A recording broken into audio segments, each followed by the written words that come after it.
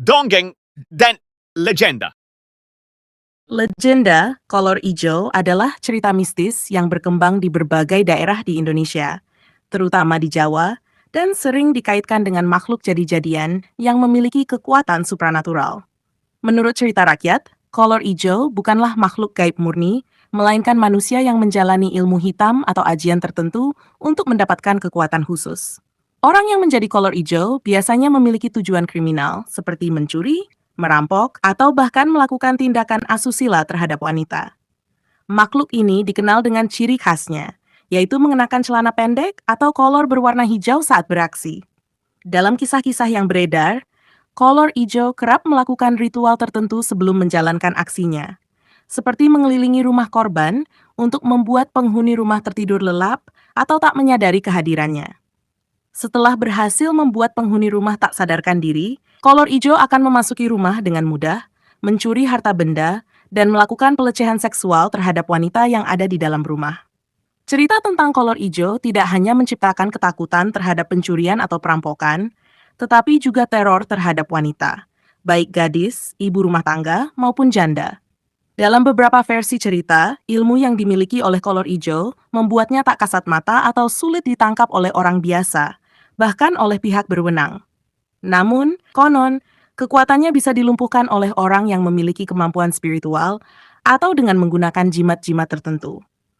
Meskipun banyak yang menganggap legenda kolor ijo sebagai cerita rakyat yang digunakan untuk menakut-nakuti masyarakat, khususnya wanita, pada kenyataannya, legenda ini sempat menciptakan keresahan nyata di kalangan masyarakat.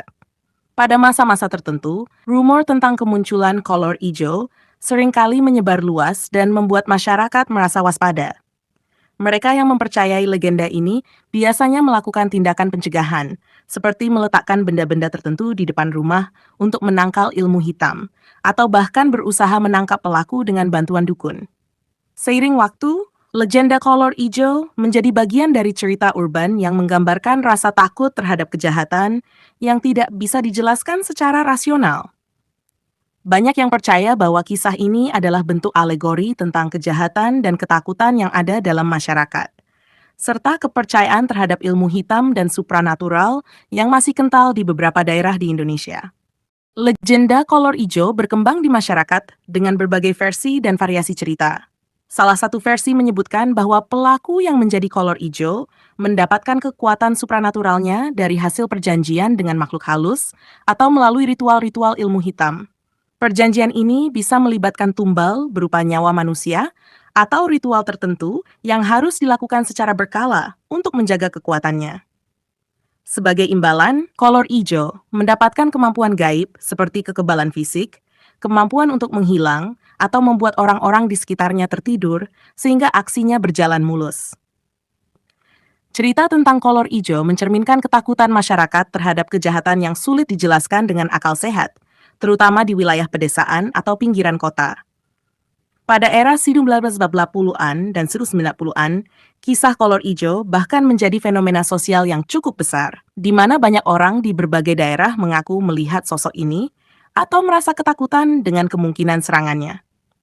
Di beberapa kasus, rumor tentang kolor ijo menyebabkan kepanikan massal, hingga warga melakukan ronda malam untuk berjaga-jaga. Tidak sedikit juga orang yang memasang jimat atau benda pelindung, seperti sapu lidi, cermin, atau bawang putih di rumah mereka untuk menangkal serangan kolor ijo.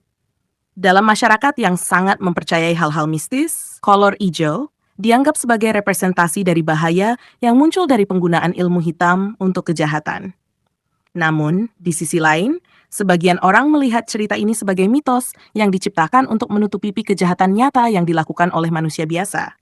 Dalam beberapa kejadian, kriminal yang tertangkap karena pencurian atau pelecehan seksual seringkali mengaku menggunakan ajian kolor ijo untuk menakut-nakuti dan mengelabui korban mereka, meskipun faktanya hanya sekadar mitos untuk melindungi diri mereka dari tuntutan.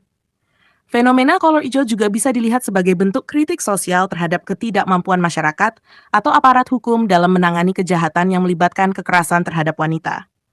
Pada saat legenda ini berkembang, tindakan kriminal seperti perampokan, pelecehan seksual, dan pemerkosaan menjadi momok di berbagai daerah dan seringkali sulit ditangani. kolor ijo, kemudian menjadi simbol ketakutan terhadap kejahatan, namun juga kepercayaan bahwa pelaku-pelaku kejahatan ini mungkin dilindungi oleh kekuatan mistis, yang membuat masyarakat semakin merasa tidak berdaya. Seiring berjalannya waktu, kisah kolor ijo tetap menjadi bagian dari budaya urban di Indonesia. Meskipun kini lebih banyak dianggap sebagai legenda atau cerita seram yang disampaikan turun-temurun. Cerita ini seringkali muncul dalam film horor lokal, buku-buku cerita rakyat, dan bahkan menjadi tema dalam acara-acara televisi yang mengeksplorasi kisah-kisah mistis. Meski sudah banyak yang tidak lagi mempercayainya secara harfiah, legenda kolor ijo masih memiliki tempat dalam imajinasi kolektif masyarakat Indonesia sebagai simbol dari ketakutan terhadap kekuatan jahat yang tidak bisa dijelaskan hanya dengan logika. Terlepas dari benar atau tidaknya legenda ini, kolor ijo mencerminkan kekayaan cerita rakyat di Indonesia yang penuh dengan kisah mistis dan supranatural. Kisah-kisah seperti ini membantu memperkuat ikatan budaya, sekaligus berfungsi sebagai alat pengingat akan bahaya kejahatan yang selalu mengintai dalam berbagai bentuk, baik yang nyata maupun yang dibungkus dalam cerita-cerita mistis.